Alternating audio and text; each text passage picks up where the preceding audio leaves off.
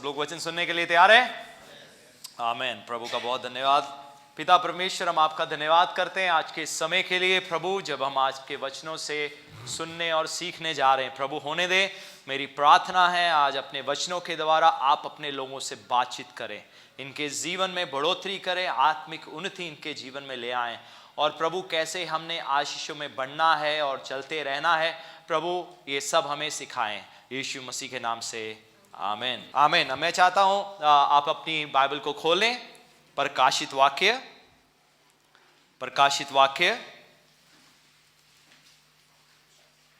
और हम दूसरा अध्याय पढ़ेंगे। ठीक है, कुछ बातें हैं जो वचन में से हम सीखेंगे। इफिसुस की कलीसिया के दूत को ये लिख, जो सातों तारे अपने दाहिने हाथ में लिए हुए है और सोने की सातों दीवटों के बीच में फिरता है, वो ये कहता है, ठीक है, मैं तेरे परिश्रम और तेरे धीरज को जानता हूं। सो प्रभु कहते हैं, मैं तुम्हारी मेहनत को जानता हूं, जो तुम मेरे कामों के लिए जो मेहनत करते हो, जो अपने दिल में तुम इच्छा बनाए हुए हो, मेरे लिए मेहनत करते हो, परिश्रम करते हो, कलीसिया में आते हो, सहयोग देते हो, जो तुम भी कुछ कर सकते हो तुम करते हो। तुम इंटरसेशन करते हो, तुम प्रार्थना करते हो, लोगों को वचन प्रचार करते हो, जिंदगी की गवाही देते हो, खाना बनाने में सारा मदद करते हो, सहायता करते हो, कुछ भी क्यों ना करते हो, तुम आराधना करते हो, तुम गिटार बजाते हो, तुम ड्रम बजाते हो, तुम गीत गाते हो, तुम प्रचार करते हो, तुम आते हो और जाते हो, कुछ भी हो। ठीक है, सो प्रभु इसका मतलब है कि ये बात हम सबसे हो रही है। किससे हो रही है ये बात? हम सबसे हो रही है। ठीक है, प्रभु कहते हैं, मैं तेरे काम और तेरे परिश्रम, तेरे कामों को जानता हूं और तेरे परिश्रम को, जो तुम मेहनत करता है, मैं उसे जानता हूं और तेरे धीरज को भी जानता हूं। कैसे तूने धीरज बनाए रखा। कई बार तुझे मेरे लिए कुछ करना बड़ा कठिन लगा, कई बार परेशानी लगी, कई बार हो सकता है क्योंकि हर एक व्यक्ति अलग अलग स्वभाव का है और सबके साथ मिलकर तुझे चलना बढ़ना मुश्किल लगा, लेकिन फिर भी तूने धीरज बनाए रखा। ठीक है, सो मैं तेरे काम जानता हूं, तेरे परिश्रम जानता हूं और तेरे धीरज को जानता हूं कि मुश्किलों में भी तूने धीरज बनाए रखा, और यह भी कि तू बुरे लोगों को देख नहीं सकता। दूसरे शब्दों में, बुराई को देख नहीं सकता। तुझे गुनाह और पाप पसंद नहीं है, तू बुरी संगति से दूर रहता है, तो गुनाह से बचकर रहता है। तू देखता है मुझे किन लोगों के बीच में रहना है, किन के बीच में नहीं रहना। तू बुराई से नफरत करता है। सो परमेश्वर यहां पर यह भी कहते हैं कि मुझे इस चीज से भी कोई परेशानी नहीं है, मैं जानता हूं तेरे काम, मैं जानता हूं। ठीक है, सब कहे, परमेश्वर मेरे काम जानते हैं। दूसरी चीज कहा, मैं तेरे परिश्रम को जानता हूं, जिसका मतलब मैं तेरी मेहनत को जानता हूं। आप कहे, परमेश्वर मेरी मेहनत को जानते हैं। आप लोग भी मेहनत करते हो सकता है कलीसिया में या कुछ भी अपने परिवार के लिए, क्योंकि परिवार के लिए कुछ करना भी परमेश्वर की सेवा है। ठीक है, क्योंकि परमेश्वर ने हमें परिवार दिया है, जिम्मेवारी दिया है। पत्नी को पति दिया है, जिम्मेवारी दिया है। पति को पत्नी दिया है, जिम्मेवारी दिया है। और जब हम अपनी जिम्मेवारी को सही तरीके से निभाते हैं, यह भी प्रभु की सेवा है। ठीक है, सो परमेश्वर, और जब बच्चे माँ बाप की सेवा करते हैं, ठीक है, वो भी जरूरी है, और हम ये सोचकर करें हम परमेश्वर के लिए कर रहे हैं। ठीक है, सो परमेश्वर कहते हैं, मैं तुम्हारे काम जानता हूं, मैं तुम्हारी मेहनत को जानता हूं और मैं धीरज को भी जानता हूं, कि तुमने अपनी जिम्मेवारी को छोड़ा नहीं। बेशक तुम्हारी जिम्मेवारी के लिए किसी ने कदर डाला या नहीं डाला, परिवार तुम्हारा इस बात को समझा या नहीं समझा, बच्चे समझे या नहीं समझे, माँ बाप समझे या नहीं समझे, पति समझा या नहीं समझा, पत्नी समझी या नहीं समझी, लेकिन परमेश्वर कहते हैं, मैं जानता हूं, मैं जानता हूं।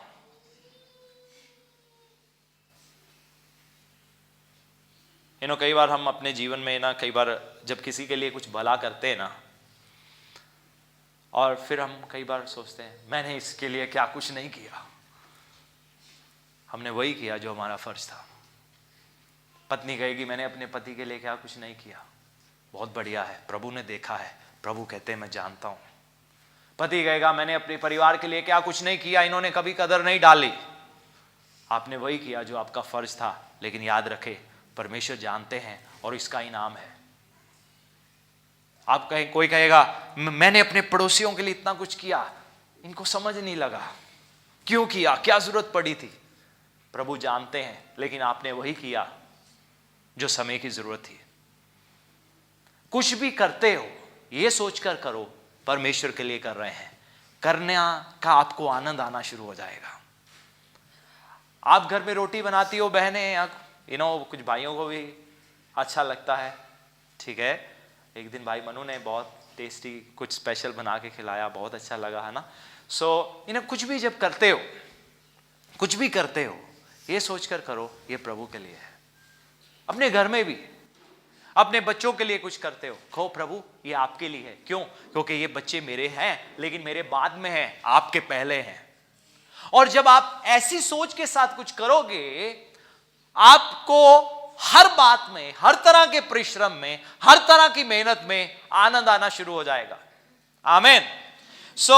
मैं प्रभु कहते हैं, फिर एक बार देखेंगे, मैं तेरे काम जानता हूं, मैं तेरी मेहनत को जानता हूं, और मैं तेरे धीरज को जानता हूं, और यह भी जानता हूं कि तू बुरे लोगों को देख नहीं सकता, तू बुरी संगति से दूर रहता है, पाप से तुझे नफरत है, गुनाह से तुझे नफरत है। बहुत अच्छा है, बाइबल में लिखा है जो यहोवा का भय मानता है वो पाप से नफरत करता है, प्यार नहीं करता। क्या करता है? पाप से। लेकिन अगर कोई व्यक्ति बार बार पाप में जाता है, इसका अर्थ है उसके अंदर परमेश्वर का भय नहीं है। और आज मैं इसी विषय पर बात करूंगा, ठीक है, लेकिन बाद में, अभी हम आगे बढ़ेंगे। तो तू बुरे लोगों को देख नहीं सकता, और जब अपने आप को प्रेरित कहते हैं, जो अपने आप को प्रेरित कहते हैं और है नहीं, उन्हें तूने परख कर झूठा पाया है, ठीक है। जब प्रभु यीशु मसीह का प्रचार संसार में होना शुरू हो गया, तो बहुत सारे झूठे मसीह भी उठ खड़े हुए। सब कहें झूठे मसीह। और वो तरह तरह की शिक्षाएं लाना शुरू हो गए लोगों को अपनी ओर खींचने के लिए, ताकि लोग सच्चाई को छोड़कर उस झूठी शिक्षा की ओर खिंच जाएं, ताकि वो उनके साथ मिल जाएं। और ऐसे लोग जो अपने आप को प्रेरित या उस समय भविष्यवक्ता बताते थे, आज भी हमारे समाज में ये समस्या है। मैं आपको एक बात बताऊं, हर कोई जो कहता है ना मैं मसीही हूं, मसीही का मतलब कि मसीह मेरे अंदर है, मेरी जिंदगी में, मैं धर्म की बात नहीं कर रहा। जो मसीह पर विश्वास करता है वो मसीही है, ठीक है। जब मैं 2002 में प्रभु को अपना जीवन दिया, और मैं बाद में, प्रभु ने कहा इंडिया वापस चले जा, मैं इंडिया वापस आया, और मैं ढूंढना शुरू हो गया क्या कोई है यीशु पर जो विश्वास करता है। और जब ढूंढते ढूंढते ढूंढते ढूंढते कुछ लोग मुझे मिले, लेकिन मुझे बड़ी निराशा मिली। उन्होंने कहा, मैंने कहा मैं आपके घर आऊंगा, प्रार्थना करेंगे, आप प्रार्थना करते हो, मुझे अपने साथ प्रार्थना में बिठाओ, क्योंकि मैं किसी को नहीं जानता था। तो उन्होंने कहा आना, और रात को घर में गया और पैग चल रहे हैं, शराब चल रही है घर में। मैंने कहा इन्होंने तो प्रार्थना के लिए बुलाया था, ये घर में क्या हो रहा है। मैं बड़ा निराश होकर बाहर से चला गया, क्योंकि मैंने वो देख लिया। और उसके बाद यही नहीं, कुछ और लोगों को ढूंढा, और कोई मेरा किसी के जीवन में गाली था, किसी के जीवन में कुछ गलत शारीरिक अभिलाषाएं थी, किसी के जीवन में धन का लालच, पैसे का लालच। और मैं सच बताऊं, मैं अपने मसीह जीवन के शुरुआती करीब 1 साल मैंने बहुत धोखे खाए लोगों से, मैंने बहुत धोखे खाए। और मैं एक ऐसी जगह पे आ गया, मैंने कहा मैं कभी भी चर्च में नहीं जाऊंगा। अभी मैं किसी चर्च में, मुझे चर्च वालों से कंप्लेंट नहीं थी, खासकर जब मैं पठानकोट आया, मुझे 2 4 5 6 इधर से धोखे मिले, और मैंने कहा ओह ऐसे होता है क्या चर्च, मैं कभी चर्च में नहीं जाऊंगा। और मैं सच बताऊं, मैं काफी देर चर्च में नहीं गया, और मैंने कहा प्रभु मैं लोगों को वचन बताऊंगा, और मैं घर रहकर प्रार्थना करूंगा, फास्टिंग करूंगा, प्रेयर करूंगा, ऐसे करूंगा, लेकिन मैं कलीसिया नहीं जाऊंगा। लेकिन फिर मैं एक दिन डॉक्टर पीजी वर्गीस को मिला, और मैं बाइबल ढूंढता बर्शिबा चर्च पहुंचा, और फिर किसी ने पूछा आप कौन हो, आपको कभी देखा नहीं। और फिर उस समय डॉक्टर पीजी वर्गीस आए थे, उनके साथ मिला, उनके साथ समय बिताया। मैंने कहा अरे यार अच्छे लोग हैं इस शहर में, अच्छे लोग हैं, सही लोग हैं। लेकिन बाइबल में लिखा ना, हाय उस पर जिसके कारण किसी को ठोकर लगे। और सच में मेरे लिए कुछ लोग के जीवन को देखकर मुझे बहुत ठोकर लगा। सो प्रभु का वचन कहता है हमें, ठीक है, खासकर कई बार वो लोग जिन्होंने यीशु को नया नया जाना है, और हम जब यीशु को जीवन देते हैं हमारे अंदर एक्साइटमेंट होती है, हमारे अंदर आनंद होता है, हम कहते हैं वाह मेरी जिंदगी बदल गई। इसका अर्थ है सबकी जिंदगी बदली हुई है जो कोई भी बाइबल लेकर चलता है। लेकिन ये सच नहीं है। इसीलिए बाइबल में लिखा है सांप की तरह चतुर और कबूतर की तरह भोले बनो। मेरे में कबूतर का भोलापन था लेकिन सांप सी चतुराई नहीं थी। और मैंने 1-1.5 साल बहुत धोखे खाए, बहुत पैसे के, उसको दे दिया, उसको दे दिया, उसको दे दिया। मैंने बहुत धोखे खाए, करीब 1-1.5 साल मेरे साथ बहुत हुआ। इसका नतीजा हुआ मैं 10 महीने चर्च में नहीं गया इस ठोकर के कारण।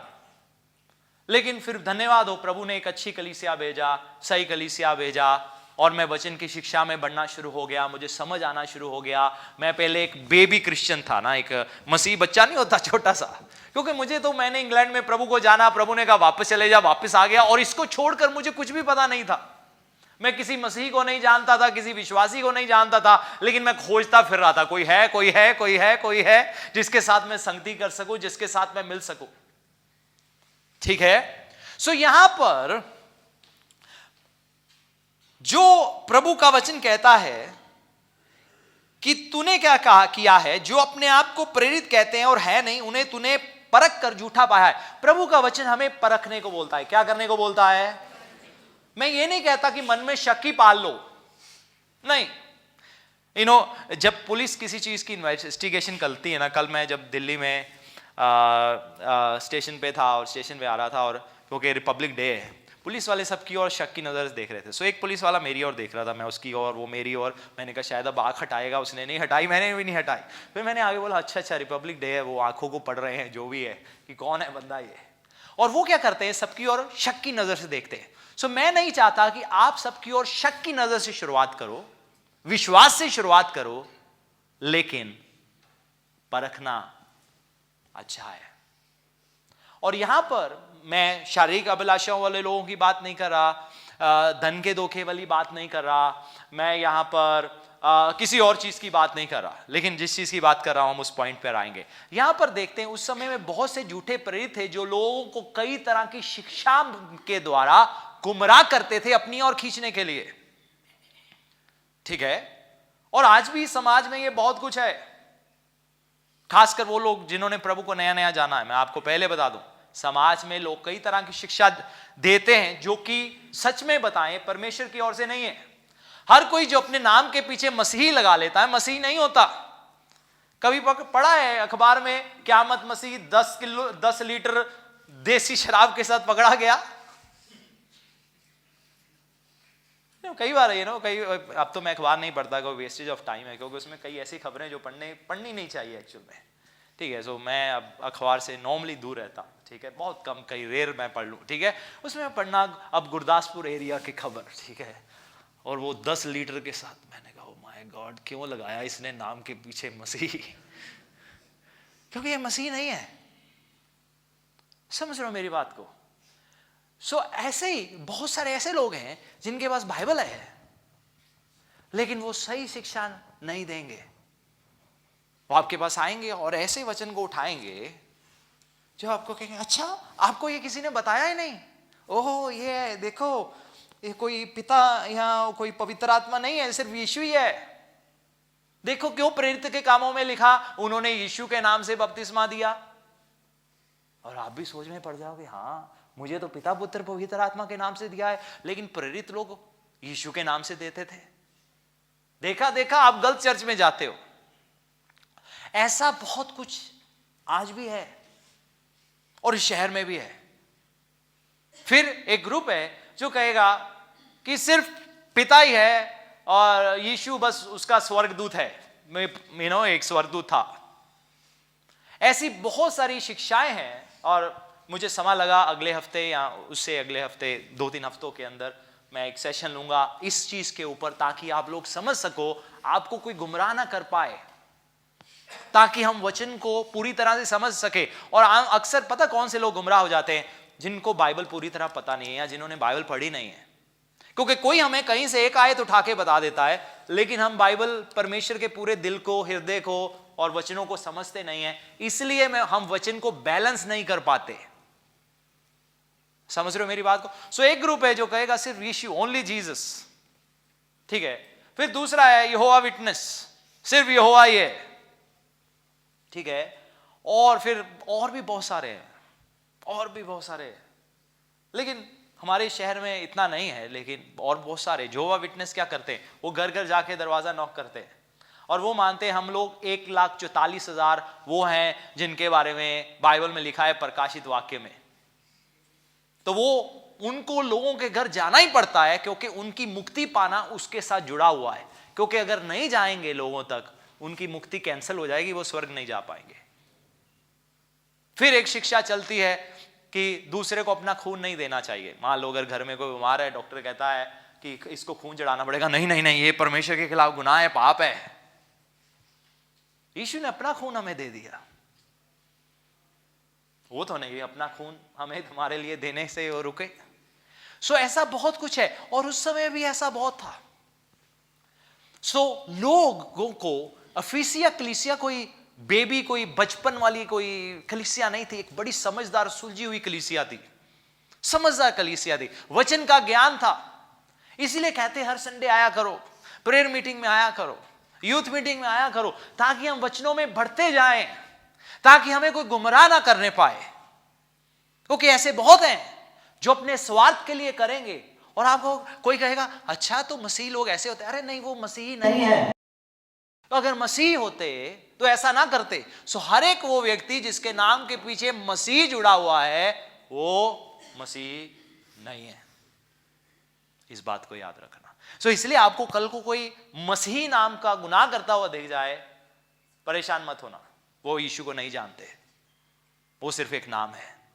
मेरे नाम के पीछे मसीह नहीं लगता, ठीक है, लेकिन मसीह मेरे जीवन में है और मेरी इच्छा है उसके साथ और उसके वचन के मुताबिक चलने की और बढ़ने की। आमीन। सो इस कलीसिया में यह खासियत भी थी, इस कलीसिया के काम परमेश्वर ने देखे, इस कलीसिया की मेहनत परमेश्वर ने देखी। और क्या देखा इस कलीसिया का? क्या देखा? धीरज देखा।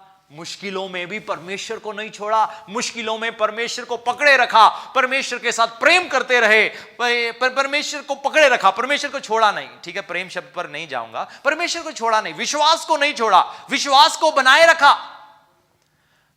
मैं आपको एक बात और बताऊं, कई बार क्या होता है, देखो संसार के लोगों के जीवन में परेशानी आती है, ठीक है, परमेश्वर के लोगों के जीवन में भी परेशानी आ जाती है, लेकिन धन्यवाद हो प्रभु हमें हर परेशानी से निकालते हैं।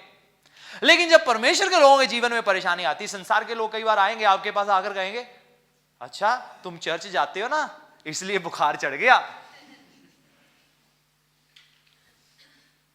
तुम चर्च जाते हो ना इसलिए तुम्हारा कारोबार नहीं चल रहा। कितने लोग हैं जो चर्च नहीं आते, देखो उनके कारोबार ठप पड़े हुए हैं। कितने लोग हैं जो चर्च नहीं जाते, अस्पतालों में भर्ती हैं। सो हम कैसे इस चीज को जोड़ लेते हैं कई बार जब इसलिए ध्यान रखो कोई हमसे क्या बोलता है। सो ये कलीसिया बड़ी समझदार कलीसिया थी, परखती थी लोगों की बातों को, लोगों की शिक्षा को, और इस कलीसिया को पता था कौन सी चीज परमेश्वर की ओर से, कौन सी चीज परमेश्वर की ओर से नहीं है। समझ रहे हो मेरी बात को? तीसरी आयत, तू धीरज धरता है और मेरे नाम के लिए दुख उठाते उठाते थका नहीं, धीरज रखा।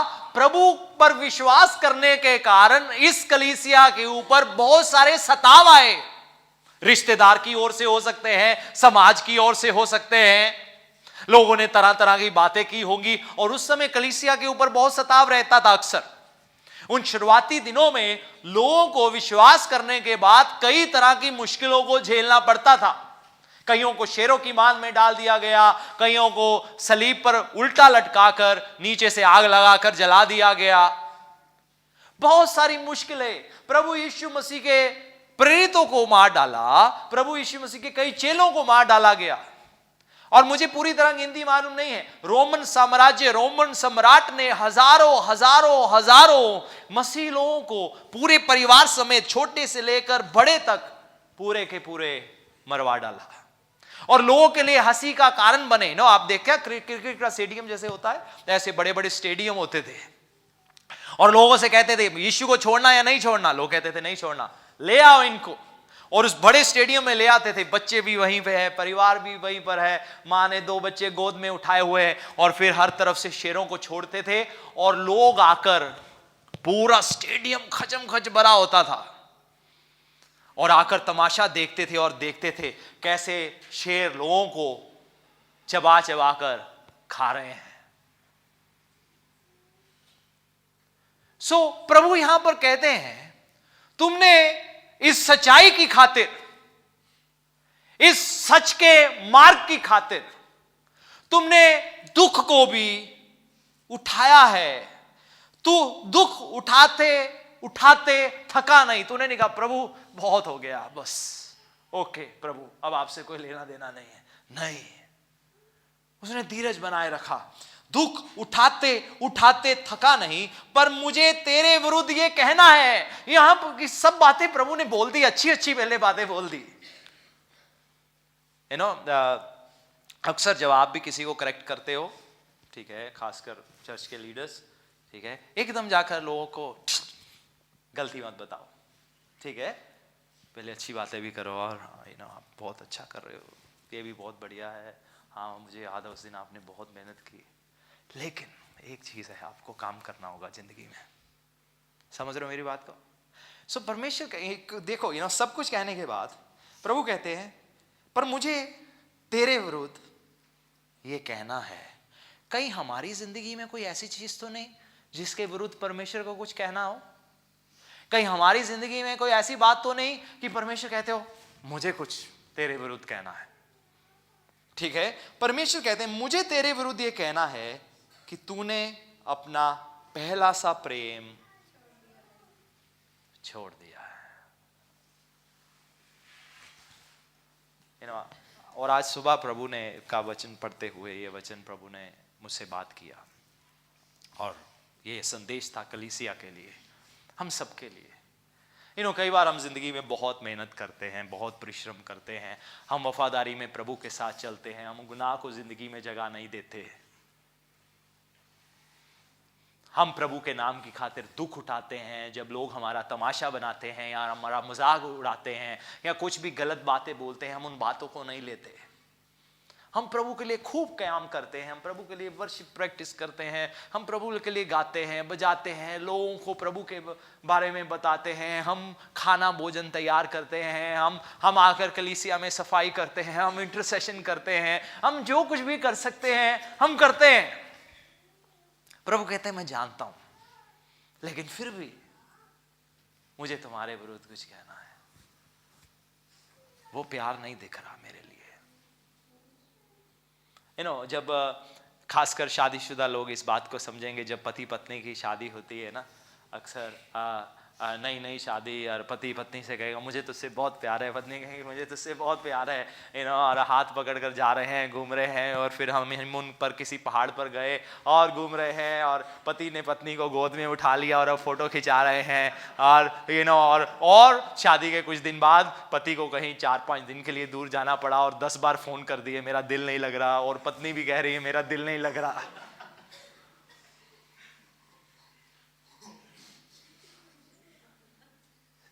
समझ रहे हो मेरी बात को?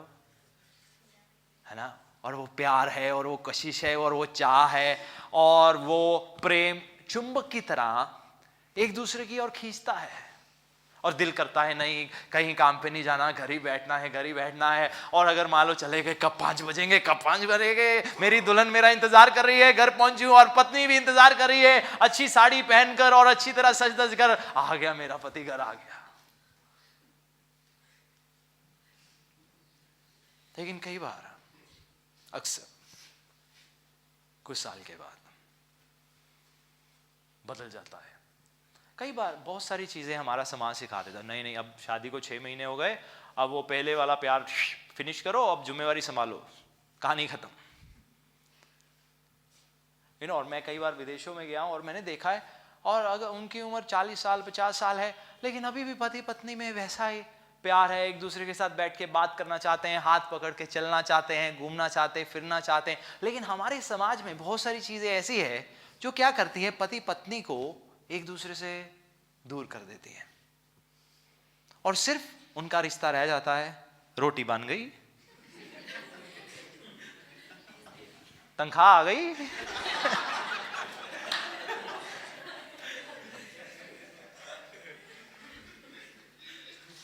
और पत्नी ने सारा दिन घर में झाड़ू लगाया और बर्तन मांजे और सब सफाई किया, और पति 8 साढ़े 8 बजे 9 बजे सब कुछ काम काज, लो मित्रों दोस्तों के साथ मिलने के बाद सब पूरा थका लाया, ले आई नहीं और रोटी ले आई, सो अब उसके लिए अब रोटी आ गई,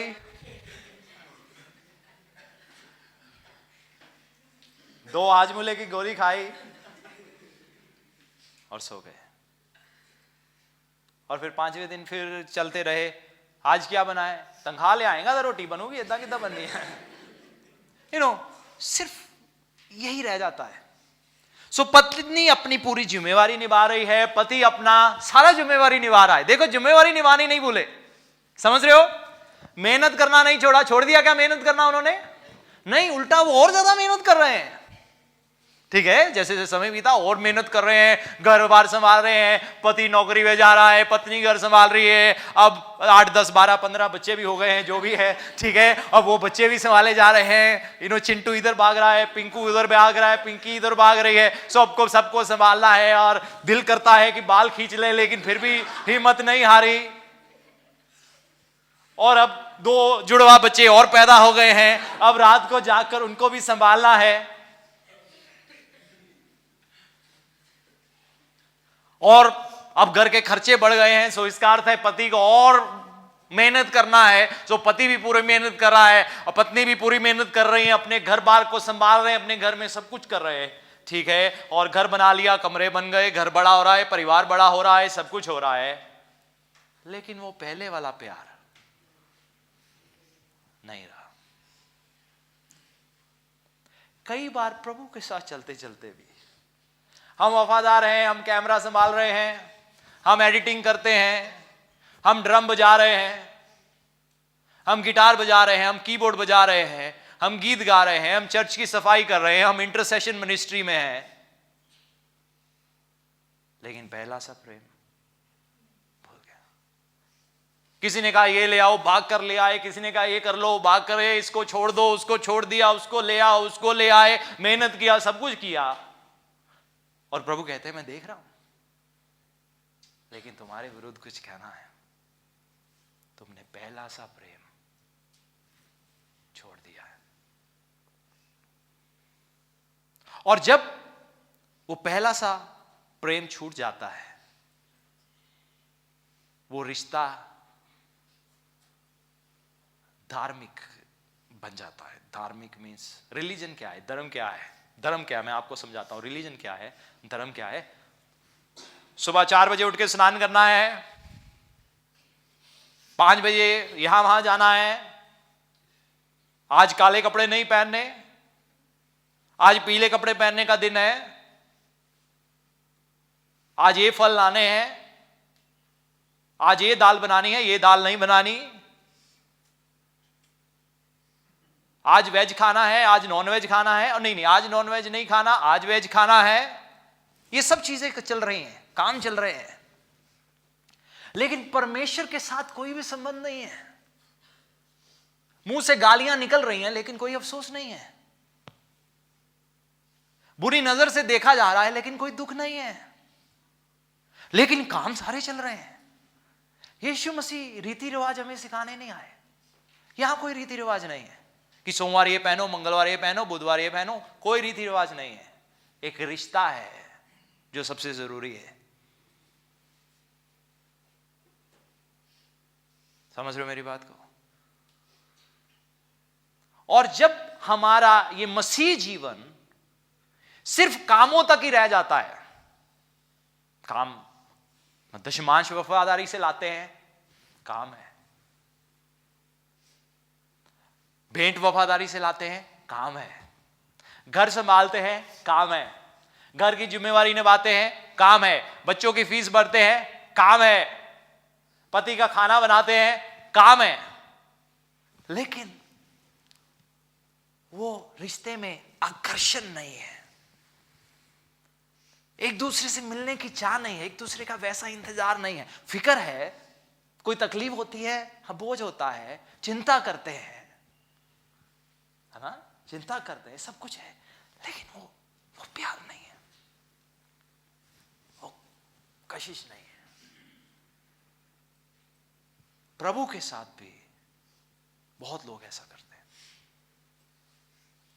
और ये वचन पवित्र आत्मा की ओर से हम सबके लिए है, मेरे लिए भी है। मैंने ये पढ़ा, मैंने भी अपने आप को जांचा और मैंने कहा सच में प्रभु, मेहनत कर रहा हूं, परिश्रम कर रहा हूं, आ रहा हूं, जा रहा हूं, दर्द उठा रहा हूं, दुख उठा रहा हूं, तकलीफ उठा रहा हूं, कई तरह की मुश्किलों का सामना करते हुए, लेकिन हाँ प्रभु, कई बार ऐसे लगता है कि वो कशिश आपको और जानने की, और बढ़ने की।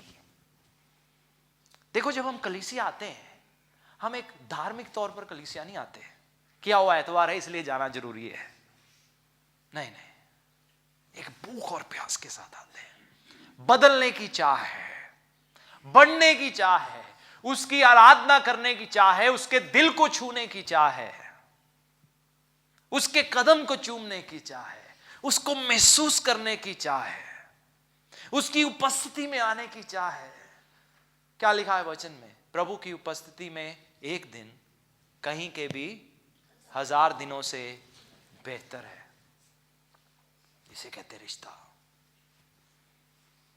इसे कहते रिश्ता। लेकिन कई बार हम क्या करते हैं, ठीक है मेहनत करते सब कुछ, लेकिन प्रभु के लिए वो चाह नहीं है। कई बार संडे भी सोच सोच कर आते, जाए ना जाए, जाए ना जाए, जाए ना जाए ना। मुझे पता है कई बार ऐसी स्ट्रगल्स आती है, शैतान कई बार ये चीज लाने की कोशिश करता है, जाए ना जाए ना, लेकिन प्यार ऐसा हो कि कोई ये दाएं बाएं की आवाज आपको सुने ना, क्योंकि प्रभु का प्रेम आपको यहां खींच लाया है। प्रभु का प्रेम आपको प्रार्थना सभा में खींच लाया है। प्रभु का प्रेम नौजवानों को यूथ मीटिंग में खींच लाया है। प्रभु का प्रेम बहनों को बहनों की मीटिंग है। वो प्रभु का प्रेम ये नहीं कि ओ नहीं गए तो फिर बोलेंगे, नहीं गए तो डांटेंगे, नहीं गएंगे तो फोन आ जाएगा एकदम से, आज आए क्यों नहीं।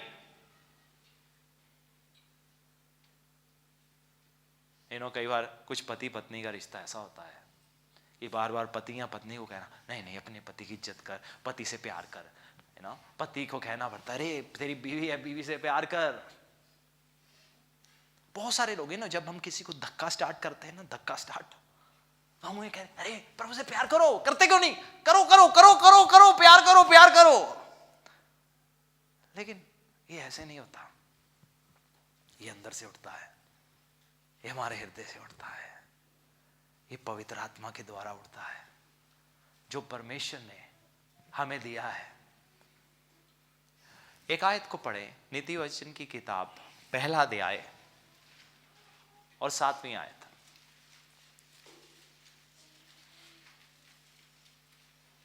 मैं चाहता हूं वर्शिप टीम रेडी रहे।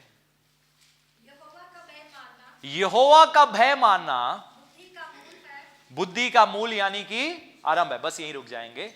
यहोवा का भय मानना बुद्धि का आरंभ है। और वचन पढ़ते हैं, वहां पर लिखा है कि जो उसकी आज्ञा मानता है, उसके रास्तों पर चलता है, उसके मार्गों पर चलता है, बहुत जगह लिखा है वो एक बुद्धिमान व्यक्ति है। लेकिन मूर्ख ने कहा परमेश्वर है ही नहीं, क्या वो देखता है? ठीक है, सो वो व्यक्ति जो परमेश्वर की आज्ञा मानता है, उसको कौन सा व्यक्ति बताया गया है? बुद्धिमान व्यक्ति। सो बाइबल में लिखा है परमेश्वर का भय मानना बुद्धि का आरंभ है। सो ये पुराने नियम का एक वचन है।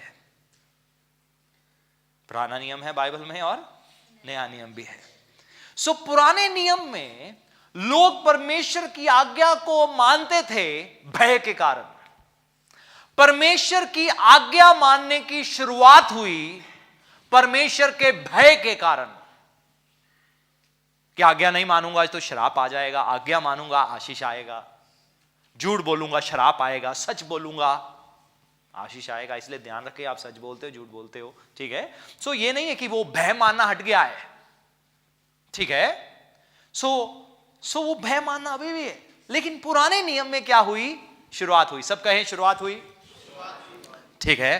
पुराने नियम में बुद्धि की शुरुआत हुई। बुद्धि की शुरुआत का अर्थ है वो व्यक्ति जो परमेश्वर का भय मानता है, ठीक है। लेकिन नए नियम में क्या हुआ? रोमियो की किताब, रोमियो का खत 5वां अध्याय और 5वीं आयत पढ़े। क्या लिखा है? पवित्र आत्मा जो हमें दिया गया है, उसके द्वारा परमेश्वर का प्रेम हमारे मन में डाला गया है। पुराने नियम में लोग परमेश्वर के भय के कारण प्रभु की आज्ञा को मानते थे। अरे आज्ञा नहीं मानी तो आशीष नहीं मिलेगी, आज्ञा नहीं मानी तो आशीष नहीं मिलेगी, आज्ञा नहीं मानी तो परमेश्वर रक्षा नहीं करेंगे, आज्ञा नहीं माने तो दुश्मन चढ़ाई कर देंगे। आज्ञा मानो, आज्ञा मानो, भय मानो, भय मानो, भय मानो। जबकि परमेश्वर से प्रेम करने की आज्ञा पुराने नियम में भी थी। तू अपने प्रभु परमेश्वर से अपने पूरे मन से, हृदय से, सामर्थ्य से और अपनी पूरी शक्ति से क्या कर? प्रेम कर। ये पुराने नियम में भी था, लेकिन हो नहीं पाया उन लोगों से। तो उन्होंने कौन सा रास्ता अपनाया? बुद्धि का आरंभ किया। कैसे? प्रभु का भय मानकर। एक शुरुआत है,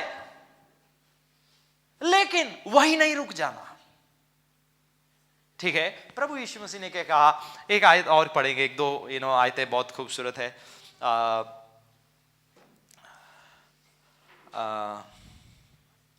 पहला यूहन्ना 4:19, पहला यूहन्ना, 1 जॉन, यूहन्ना की पहली खत, ठीक है,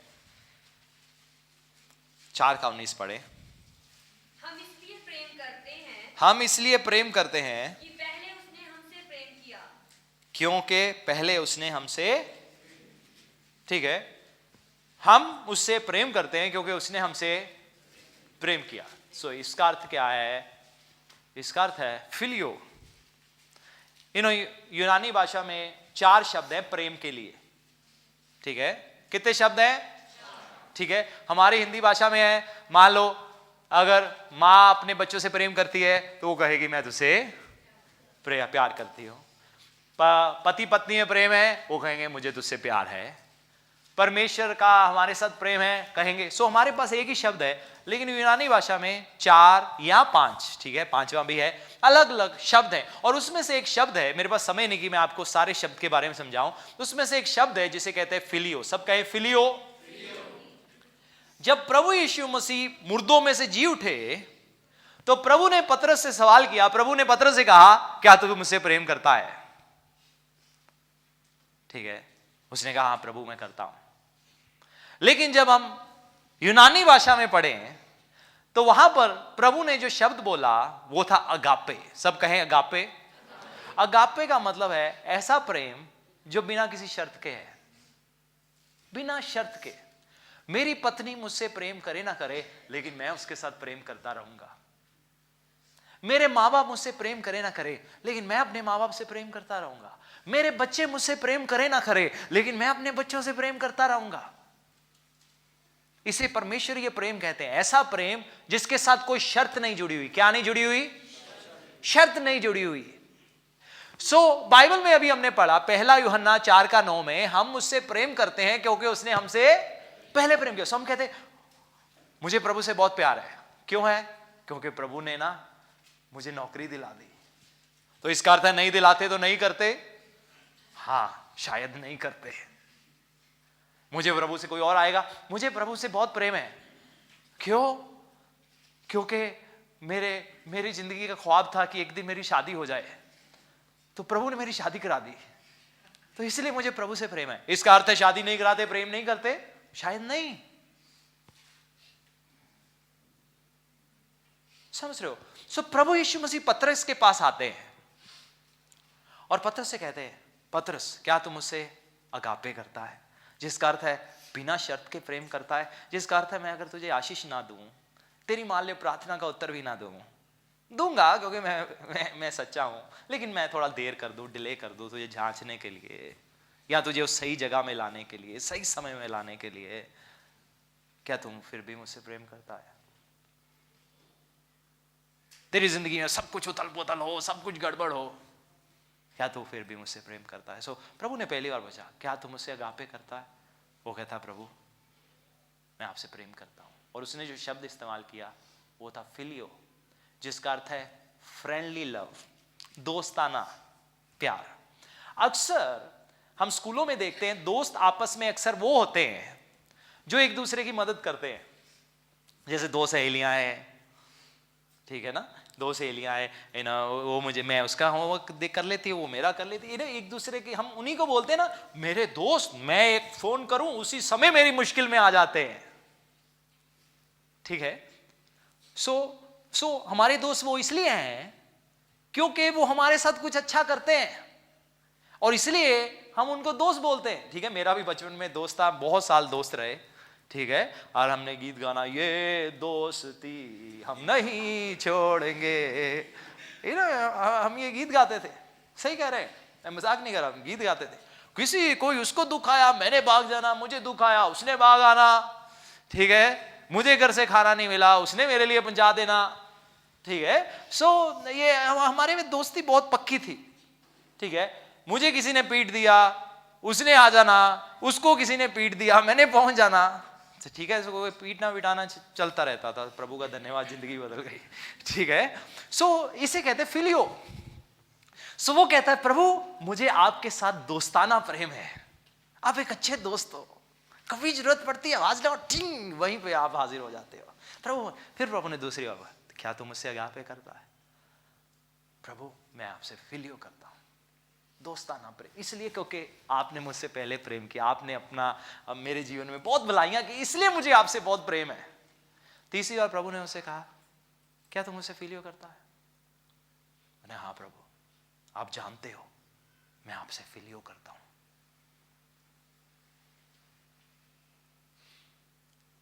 परमेश्वर चाहते हैं हम उनसे अगापे करें,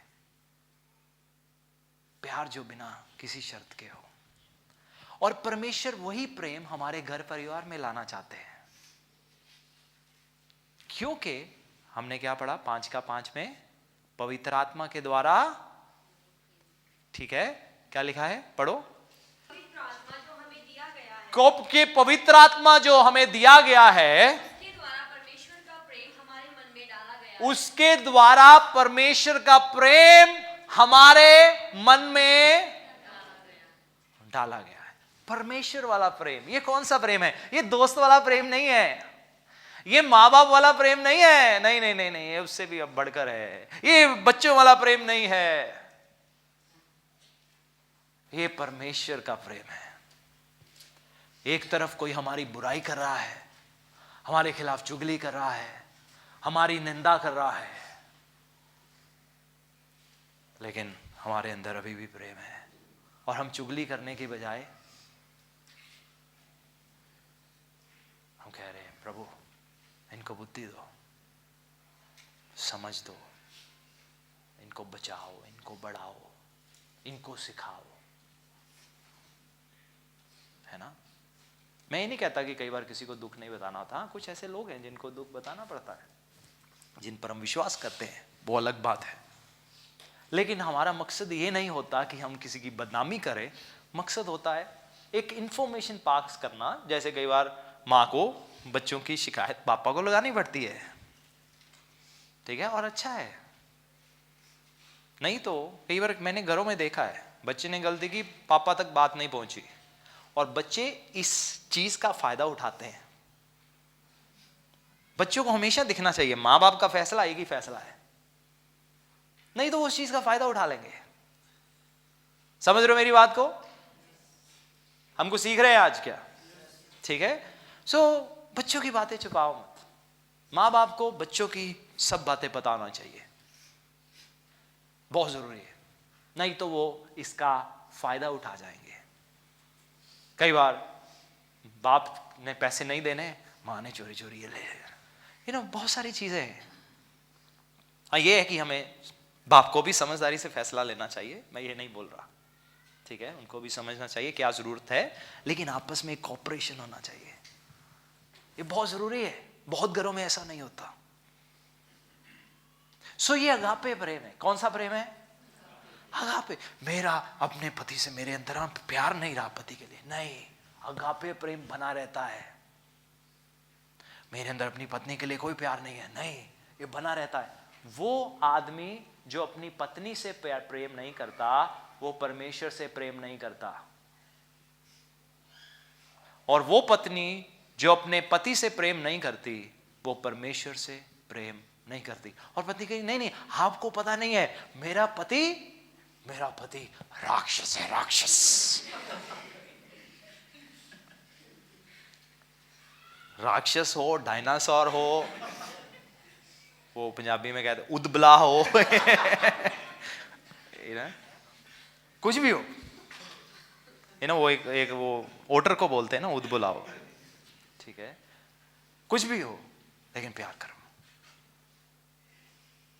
क्योंकि प्रभु का आज्ञा है। प्रभु का बच्चों, माँ बाप से प्यार करो।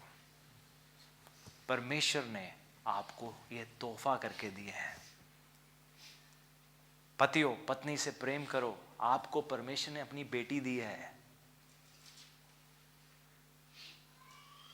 वो दारा सिंह की बेटी बाद में है, परमेश्वर की बेटी पहले है। समझ रहे हो? जब परमेश्वर ने मुझे गाड़ी दी ना, मैं अपनी पत्नी से अक्सर ये मजाक करता रहता था, ठीक है, मेरी कोई चाह नहीं थी। और हमारी जब शादी भी हुई, मैंने कुछ अलग तरीके से की, ठीक है। मैंने कहा सब शादी में लड़की वाले खर्चा करते हैं, इसमें लड़के वाले करेंगे, क्योंकि कोई एक दिन की जम्मी लड़की तो पकड़ा नहीं दी कि ये लो संभालो, पालो पोसो, और मेरे माँ बाप को आके तो दे नहीं दी। पाला पोसा, बढ़ाया, सिखाया, स्कूल भेजा, उसके दुख में दुख मनाया, उसकी बीमारी में साथ दिया, बड़ा करके पाल पोस कर और डिग्री दिलाकर और अच्छी चीजें सिखाकर और लाकर एक अमानत करके सौंप दिया। और क्या चाहिए? और क्या चाहिए? लेकिन बहुत सारे लोग हैं इस संसार में, समाज में, जो और भी चीजों की चाह रखते हैं, चाहे विश्वासी भी क्यों ना हो, पर अंदर चल कह मंगना तो नहीं, लेकिन दे ही देंदे, मंजा तो की जाना सी।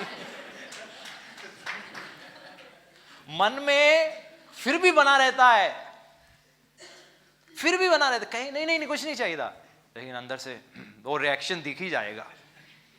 नाल दियां दी नो वो जदों भी आंदी है, ओदी मां 5 सूट 4 सूट, वेख किन्ने वंस वन्ने सूट पा के फिर दिए। मेरी नो 2 दर्जन केले लिया के रख दिंदी है। एवें थोड़ा ना मैं कहनी है भार वधी जाता है। तो जब हमारी शादी हुई, तो मैंने फैसला किया, और मैंने अपनी सास को, अपनी मदर इन लॉ को बड़ा कहा, कुछ नहीं, कोई सूट नहीं, कुछ नहीं, लेकिन उन्होंने फिर भी 2 4 5 दे दिए, ठीक है, मेरी बहनों को इधर उधर। उन्होंने कहा रिश्तेदार बुरे मनाएंगे। मैंने कहा मैं जिम्मेवार हूं, बुरा मनाएंगे मुझसे कहेंगे, लेकिन मेरी पत्नी के प्रति, आपकी बेटी के प्रति मेरे अंदर प्यार की कोई कमी नहीं आएगी। मैं कसूरवार हूं अगर वो कुछ कहेंगे तो मैंने अपने रिश्तेदारों को कह दिया, देखो मैं आप लोगों को एक बात बता दूं, वो देना चाहते हैं, मैंने मना किया है, क्योंकि मुझे नहीं लगता कि मुझे ऐसे करना चाहिए। तो सबने कहा ठीक है, हम आपके साथ हैं, मैंने पहले ही बता दिया। और अगर कहते नहीं ऐसे थोड़ा ना होता है, याद नहीं हमने आपके कितने सूट आए हैं, हमारे बच्चों के ब्याह हुए, अब आपके बच्चे का आया तो हमें दे नहीं रही ना। सो मैंने अपने अंदर, मेरा फैसला था, मैंने कहा बिल्कुल भी कुछ नहीं। और लेकिन मैं अपनी पत्नी से मजाक करता रहता था, दाज नहीं आया। और कहीं भी शादी में जाना ना, सो हमारे रिश्तेदार की कहीं भी शादी में कोई किसी के बेटे को सिटी होंडा आ रही है, किसी को 10 लाख वाली गाड़ी, किसी को 15 लाख वाली गाड़ी, और मैंने पत्नी को कहना मेरा दाज कब आएगा। ठीक है, ये नहीं कि मेरे अंदर चाह थी, लेकिन मैं उसकी, कहते ना टांगे खींचना, सब मैं वो मजाक करता था। लेकिन परमेश्वर ने मेरे मजाक को बड़ा सीरियसली ले लिया। एक दिन सच में बहुत सीरियसली ले लिया, मुझे पता नहीं था वो इतना सीरियसली ले सकते हैं मेरे मजाक को। तो एक दिन क्या हुआ, प्रभु ने मुझे एक कार दिया जो बाहर है, ठीक है। और परमेश्वर ने मुझे आशीष दी, मुझे एक कार मिली और मैंने ये कार खरीदी और प्रभु ने बल दिया मैं कार ले पाऊँ। और जब मैंने ये कार खरीदी और एक दिन अपने घर में एंटर ही हो रहा था अपनी पत्नी के साथ, अभी 4-5 दिन हुए थे, परमेश्वर के आत्मा ने साफ साफ मुझसे कहा, तू कहता था ना हमेशा दाज नहीं आया, दाज, मैंने साफ साफ सुना, ये रहा बाप की ओर से बेटी के लिए दाज।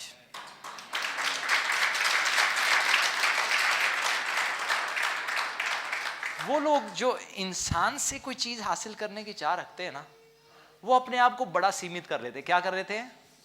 बस एक गाड़ी से रुक जाते हैं। अरे लड़की के उस बाप की ओर मत देखो, संसारिक, स्वर्गीय बाप भी है, उसकी ओर ताको, सही समय में वो करेगा। सो इसलिए मुझे पता है कि ये जो गाड़ी है ये मेरा दाज है। और इतना ही नहीं, आज मेरे जिंदगी में जितनी भी आशीषें हैं, कहीं आना जाना, विदेश सफर कर पाना, सेवकाई में तरक्की करना, सेवकाई में बढ़ना, ये मेरी पत्नी का साथ देने के कारण है।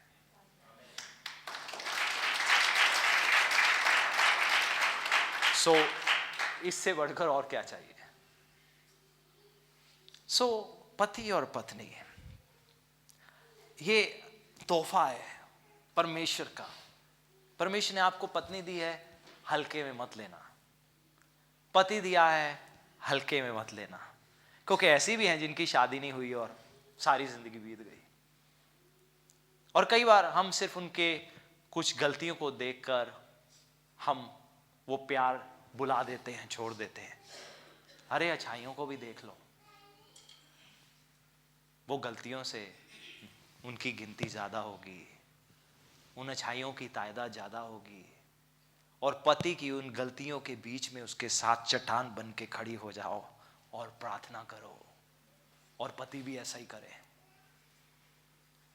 सो जैसे पति पत्नी में कई बार चलते चलते वो प्यार, काम कर रहे हैं, घर संभाल रहे हैं, सब कुछ कर रहे हैं, मेहनत करने आ गई, अच्छे अच्छे परोठे बनाने आ गए। 10 साल पहले नहीं आते थे, रोज पति से बातें सुनते थे, लेकिन अब सब कुछ आता है। ठीक है, अब पहले से ज्यादा मेहनत करते हैं, पहले से ज्यादा काम करते हैं, पहले से ज्यादा परिश्रम करते हैं, पहले से ज्यादा दुख उठाते हैं, क्योंकि बच्चों के दुख, तो उनकी तकलीफें, उनकी परेशानी, ये परेशानी, वो परेशानी, हम सब कुछ सह रहे हैं धीरज के साथ। लेकिन पति पत्नी में वो आकर्षण नहीं है, वो प्रेम नहीं है पहला सा।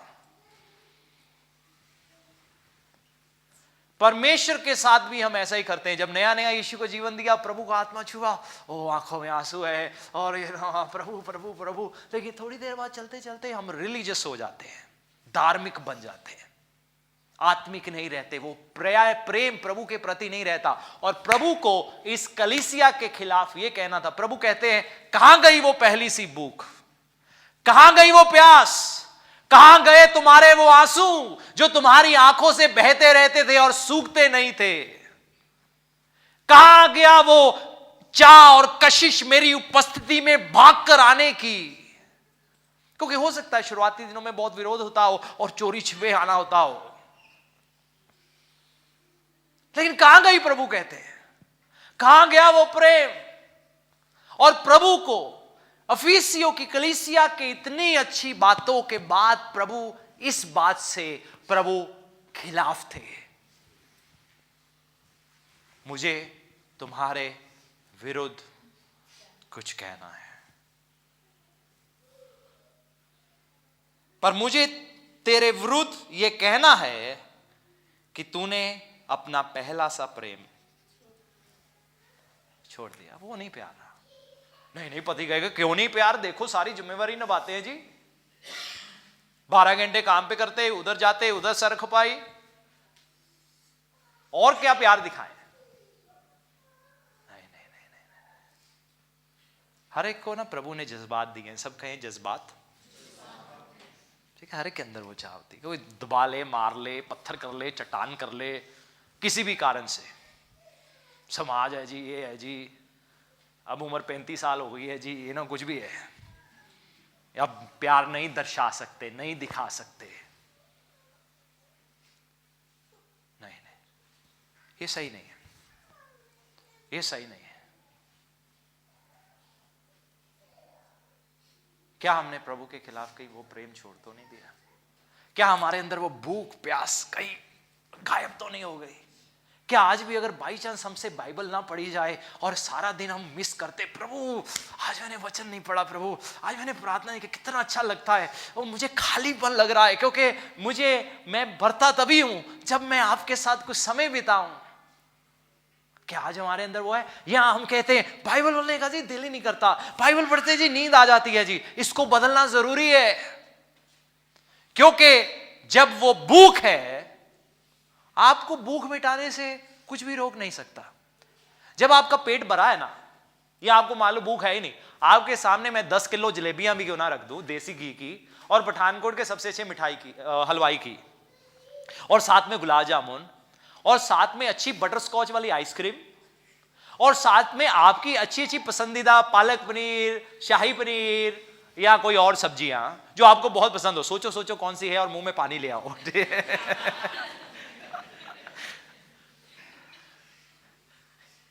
लेकिन अगर पेट भरा है या भूख नहीं है, आप नहीं खाओगे। लेकिन जब एक व्यक्ति को भूख है, मायने नहीं वो खिचड़ी भी क्यों ना पड़ी हो, बड़ी स्वाद लगती है जी, बहुत टेस्टी लगती है। सो हमारी जिंदगी की मुश्किलें, दिक्कतें, परेशानियां, ये सब हट जाएंगी, धुंधली पड़ जाएंगी, और हमें प्रभु से प्रेम करने से कोई भी रोक नहीं पाएगा। जब पवित्र आत्मा हमारे हृदय में अपना प्रभु का प्रेम उंडेलेगा, चाहे जिंदगी में कुछ अच्छा हो या बुरा हो, प्रार्थना का उत्तर मिले या ना मिले, प्यार नहीं बदलेगा। पति 10 किलो आटा लाया या नहीं लाया, प्यार नहीं बदलेगा। पति सूट खरीद के दिया या नहीं दिया, प्यार नहीं बदलेगा। पत्नी ने सड़े फुलके खिलाए या नहीं खिलाए, प्यार नहीं बदलेगा। सब्जी नीचे लग गई या नहीं लग गई, प्यार नहीं बदलेगा। ये अगापे प्रेम चाहिए अपने परिवार में, पति पत्नी के बीच में, और परमेश्वर के साथ। नहीं तो प्रभु कहते हैं तुमने अपने पति के खिलाफ, तुमने अपनी पत्नी के साथ वो पहला प्रेम छोड़ दिया है, तुमने मेरे खिलाफ वो पहला प्रेम छोड़ दिया है। प्रभु बच्चों से कहेंगे तुमने अपने माँ बाप के खिलाफ, क्योंकि अब तुम्हें लगता है तुम्हारी उम्र बड़ी हो गई, और तुम्हें लगता है अब तुम खुद आ जा सकते हो, और तुम्हारे बहुत दोस्त हैं, बहुत सहेलियां हैं, और तुम्हें लगता नहीं कि माँ बाप के साथ बैठ के समय बिताना है। प्रभु कहेंगे तुमने पहला सा प्रेम भूल गया।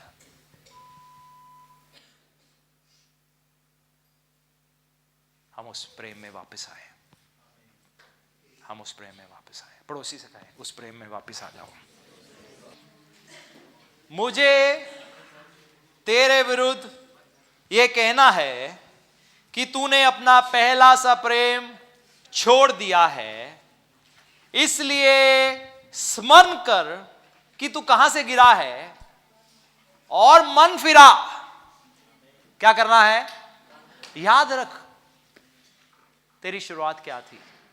तू अंधकार में था, तू पाप में था, गुनाह में था, तेरे पास मुक्ति नहीं थी, छुटकारा नहीं था, ये प्रेम का संदेश तुझ तक पहुंचा नहीं था, तू अंधकार में जीवन जी रहा था या जी रही थी।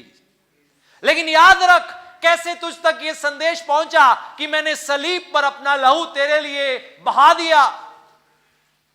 याद रख, ये मत भूल जाना कि यीशु हमारे लिए अपनी जान दी है। कई बार हम भूल जाते हैं, ये मत भूल जाना।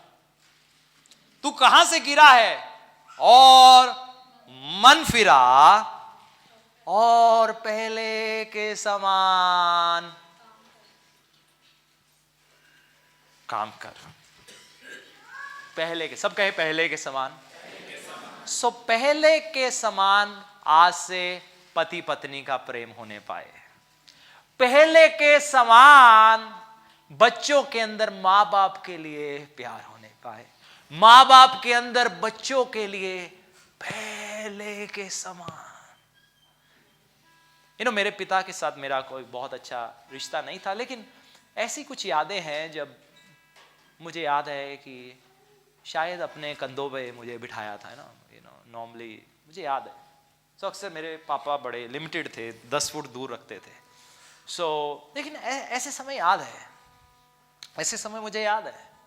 मैं चाहता हूँ अगर आपके अंदर बच्चों के लिए प्रेम नहीं है, सोचो वो अच्छे पल जो आपने खूबसूरती के साथ, प्रेम के साथ बिताए। पति पत्नी में प्रेम नहीं है, वो अच्छे पल के बारे में सोचो और वापस उस प्रेम में वापस एक दूसरे के साथ आज उस रिश्ते में जुड़ने का निर्णय लो, क्योंकि प्रभु ने हमारे विरुद्ध कुछ बोला है और हमें उस प्रेम में वापस लौटने की जरूरत है। और अगर प्रभु के साथ प्रेम था शुरुआती दिनों में, लेकिन अब सिर्फ एक एवरीडे थिंग बन गया है और प्रभु भी घर की बात लगते हैं। क्या लगते हैं प्रभु? घर की बात है। वो वाला कशिश नहीं है, वो चाह नहीं है, वो भूख नहीं है, वो तड़प नहीं है, वो बढ़ने की चाह और उनको निहारने की और उनको खोज करने की और उनको और जानने की और उनमें और बढ़ने की वो कशिश नहीं रही। और अब संसार में चलते हैं, कभी नजरें इधर भटकती है, कभी उधर भटकती है, कभी ये चीज चाहिए और कभी वो चाहिए, और कभी शारीरिक लालसाएं उठती है, कभी धन की लालसाएं उठती है। पता क्यों है? क्योंकि अंदर से खाली है। वापस उस प्रेम में मुड़ने की जरूरत है, क्योंकि जब उस प्रेम में है तो आनंद, शांति और कंटेंटमेंट जिस भी हालात में हो उसमें संतुष्टि बनी रहेगी। ये 3 आशीषें हैं जो परमेश्वर अपने प्रेम करने वालों को देते हैं। कितनी आशीषें हैं? देखो, संसार में इंसान को यही 3 चाहिए। शांति, और शांति कई कई घंटे समाधि लगाकर नहीं मिलेगी। मैंने बहुत लगा के देखी। शांति तो यीशु देता है, क्योंकि वो शांति का राजकुमार है और उसने संसार को छोड़ने से पहले कहा, मैं जा रहा हूं और तुम्हें अपनी शांति दिए जाता हूं। जिंदगी में तूफान है लेकिन हम शांत हैं। कितनी बड़ी आशीष है। दूसरा है आनंद। सब कहे आनंद। हालात सब हिले हुए हैं लेकिन आनंद ही आनंद है। आनंद का भाव है। कोई कहेगा, अरे तुम्हारे घर के हालात देखो, लेकिन तुम इतनी आनंदित क्यों रहती हो? तुम्हारे चेहरे पर ये खुशी क्यों है? ये क्या, ये तुम्हारे बिना कोई महंगी क्रीम लगाए ये मुंह पे चमक कहां से आ गई? ये प्रभु का आनंद है। और तीसरी चीज जो इंसान को दुनिया में चाहिए, जो दुनिया में अरबों रुपया कमाने वाले लोग, जिनके पास अरबों अरबों है, आज भी नहीं है, वो आशीष, वो है संतुष्टि। वो सिर्फ प्रभु यीशु मसीह में मिलती है। और जब हम उनके प्रेम में बने रहेंगे, ये 3 आशीषें आपके साथ रहनी पक्का है। लेकिन आज प्रभु कहते हैं मन फिराओ। आज हम मन फिराएं। मैं चाहता हूं हर कोई अपनी आंखों को बंद करे, अपने दिलों को जांचे, जिंदगी को जांचे। कहीं हमने वो पहला सा प्रेम भूल तो नहीं गए, चाहे हमारे परिवार में, हमारे पति पत्नी के बीच में, या हमारे परमेश्वर के साथ। वो प्रेम, वो भूख, वो प्यास, वो तड़प, जब प्रभु की उपस्थिति में आते थे, रोते थे, प्रभु के स्पर्श के लिए भूखे प्यासे थे। और जब स्पर्श नहीं महसूस करते थे, क्योंकि मैं ये नहीं कह रहा महसूस करना ही सब कुछ है, पर एक लालसा थी, एक चाह थी, जैसे छोटा बच्चा अपने मां के स्पर्श की चाह में रहता है, वो नहीं रहा। और प्रभु कहते हैं बच्चों के समान बनो, स्वभाव में मैच्योर बनो, लेकिन दिल में बच्चों के समान। आज उस प्रेम की ओर मुड़ आए, उस प्रेम की ओर मुड़ आए। मैं चाहता हूं हर कोई अपनी आंखों को बंद करे और तौबा करे। ये गुनाह है, ये पाप है, क्योंकि परमेश्वर इस बात से खुश नहीं थे। प्रभु कहते हैं तुमने अपना पहला सा प्रेम छोड़ दिया है। मुझे तेरे विरुद्ध ये कहना है कि तूने अपना पहला सा प्रेम छोड़ दिया है, इसलिए स्मरण कर कि तू कहां से गिरा है और मन फिरा और पहले के समान काम कर।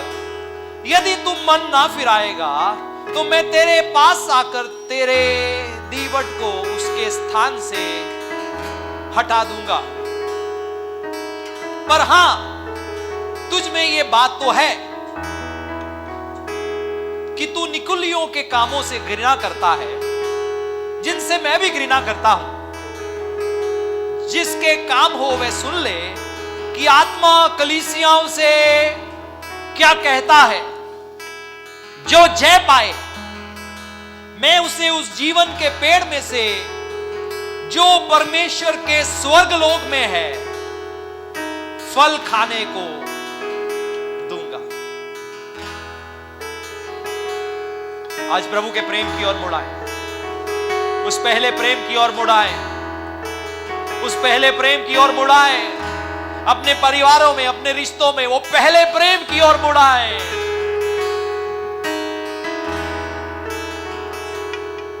हम संसार की हो सकता है चिंता करने वाले व्यक्ति हो, लेकिन जो अपने घर की चिंता नहीं करता, प्रभु उससे प्रसन्न नहीं है।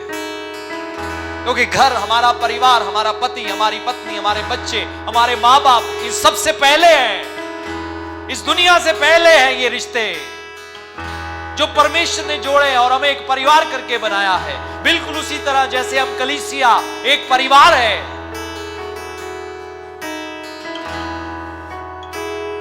प्रभु के प्रेम की ओर मुड़ा है। आज पवित्र आत्मा के, आज वो प्रेम परमेश्वर अपने आत्मा के द्वारा आपके हृदयों में उड़ेल रहे हैं, ताकि हम वो अगापे प्रेम में चल सके। वो प्यार जो बिना शर्त के है, वो प्यार कहता है प्रभु आप मेरे जीवन में भलाई करो या ना करो, लेकिन मैंने आपके साथ प्रेम करते रहना है। प्रभु मेरे जीवन में आंधी चले, तूफान चले, कुछ भी हो, लेकिन मुझे आपसे प्रेम करना है।